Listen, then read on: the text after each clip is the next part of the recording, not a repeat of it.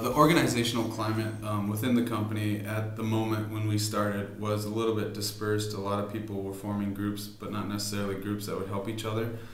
So what we were able to do, we created new opportunities to conversate and get together with people in like-minded careers so that they would be able to help each other and really renewed the spirit of the company through projects that would help them further their careers. And a group of people actually got together and called themselves the Renewal EGS Spirit, where they get together now. They get together outside of work and they plan things for the company to do to help create a better culture that will be more fun, be educational, and still get the job done efficiently. We thought that this fostered a great deal of career development and put a lot of people on the pathway to management a lot faster. Harassment can become an issue in any organization, and in one particular instance we had to deal with it firsthand at EGS. After the case settled, we had to develop a clear code of conduct about the procedure to handle harassment, what defines harassment, how to recognize it, and what to do about it. Managers found this to be a little bit tedious, but in the end the decision was well accepted, and it's a very good idea to have something like this in place. At EGS, we needed to take a look at the reward system.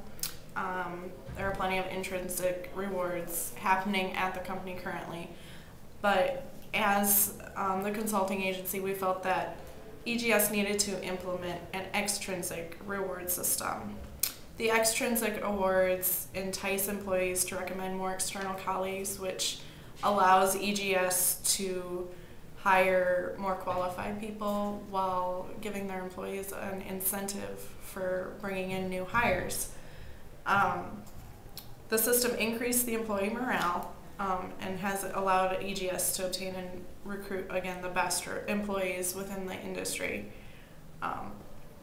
Implementing this extrinsic reward system will certainly assist EGS in the recruitment throughout many of the next upcoming years.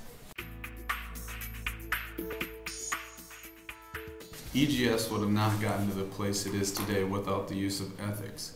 A lot of the employees recently have had some issues with knowing the limitations of company usage and the rights that they have for personal usage during the day. An instance occurred where one individual was overusing the phone and internet usage for personal use, where it had to be corrected. She was ill of the knowledge that she needed to have to make sure that she was not overstepping her boundaries as an employee, costing the company money. One of the things that EGS does have is a high moral code that we support all the families in our company, be that of any employee and any level, but we need to understand, we need to be notified and understand the reasons why the company is being used for personal rather than professional use.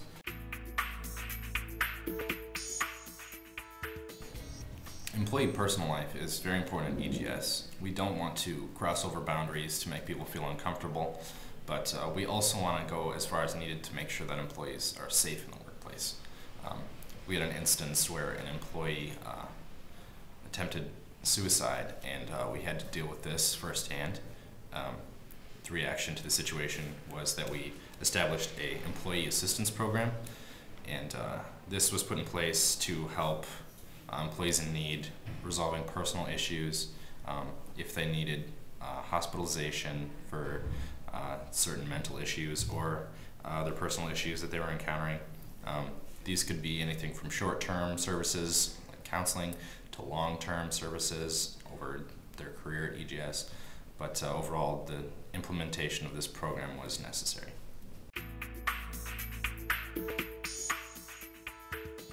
Union activity throughout every industry kind of has its ups and downs. To help EGS aid in the retention within their industry and avoid any tensions with the unions, We decided that we needed to educate the employees with known data on where exactly EGS was positioned with respect to employee benefits, compensation programs, and norms for business entertainment with international sales representatives. While some people felt the numbers we established were somewhat contrived, other employees did indicate that it was helpful to see some real numbers and not just rumors of where we were positioned within the union. It's important to educate all employees to continue a positive relationship where they feel empowered working with us. The decision to offer an automatic 401k enrollment with automatic investment for capital appreciation, the automatic increase, but without matching contributions is greatly appreciated here at EGS. Some employees commented that they enjoy doing research on 401k providers, and some were not so enthused about doing the research. But all in all, the employees are better off to build a future with the company, and their overall retirement future will be benefited from such a decision. Discrimination should not be in any workplace.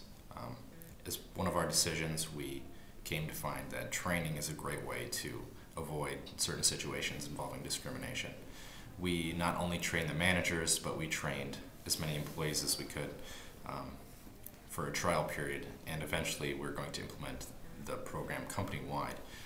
Every employee that was involved found the definitions and identifications of discrimination very valuable, and it was definitely a good program implementation at EGS. The health of our employees at EGS is very important to us. After taking into account our employee empowerment program, we decided to have EGS establish or do a survey deciding the best plan of action in order to promote healthy living to our current employees using the existing funds available. After the survey was completed, the winning idea was to build a jogging and walking path with a full par course, and to enhance the restrooms by increasing their size and adding additional showers and a few other amenities to the facility. EGS will now be able to offer their current and all future employees a positive place to relax, exercise, and breathe easy.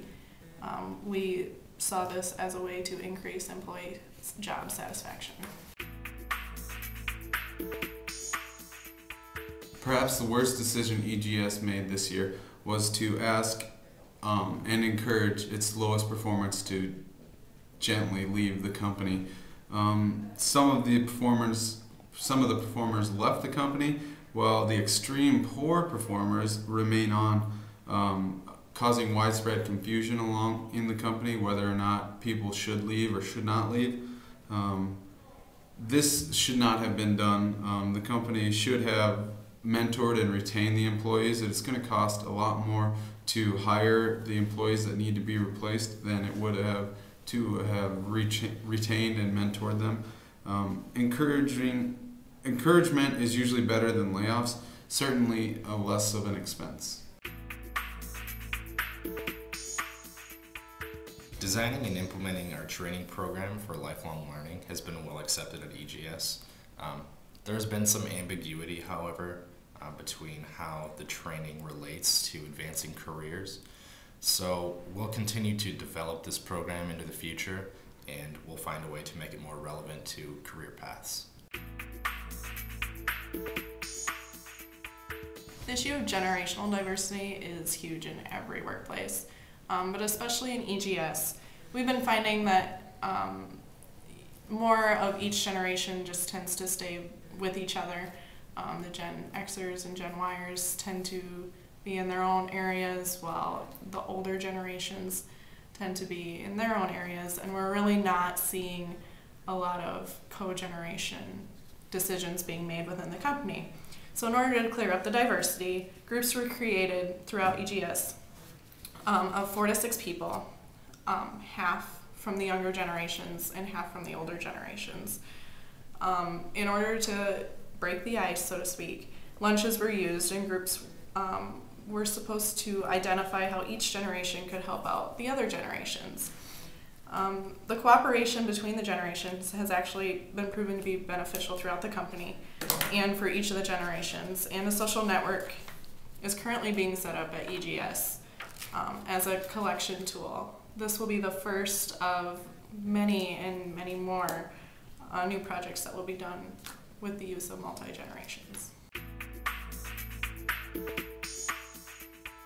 Employee sustainability, that was a tough one. We decided that there should be a half-time position involved, and that was applauded by many of the employees as to a good idea, because it's very important to make sure that employees stay with the company and grow with the company. Some of the managers were a little more skeptical. They were worried about losing a half of a good employee that would lower their quality, lower their production rates. But others also said that the assisting manager would be able to cover the work needed to be done by that half employee missing. The first employee that we put into this position was Marcus. His first objective was to identify an audit, also considering a task force that more employees would be needed for these positions to make sure that everything continues to run smoothly with EGS. Offshoring is a touchy subject in any company. Clearly, jobs are going to be lost. They're going to be sent overseas. It might harm the company climate. So before we took any decision that might be too rash, we did some investigating. We looked into all our options. We looked into the different types of analysts we have, and we determined that offshoring was not appropriate at the time. And considering our other options, it was a very good idea and very fortunate that we conducted research before making any preemptive decisions. Considering all the points we just presented to you, it's hard to argue that HR does not play an important role in an organization. It's helped with job satisfaction and job retention. We've decreased absenteeism and decreased turnover significantly throughout the company. Not to mention its impact on profitability. Turnover is a huge price to an organization, and HR plays a large role in reducing that. Thanks for tuning in to HR America and our presentation on Team Z. I hope you enjoyed, and I hope you believe more in HR now than you did 20 minutes ago.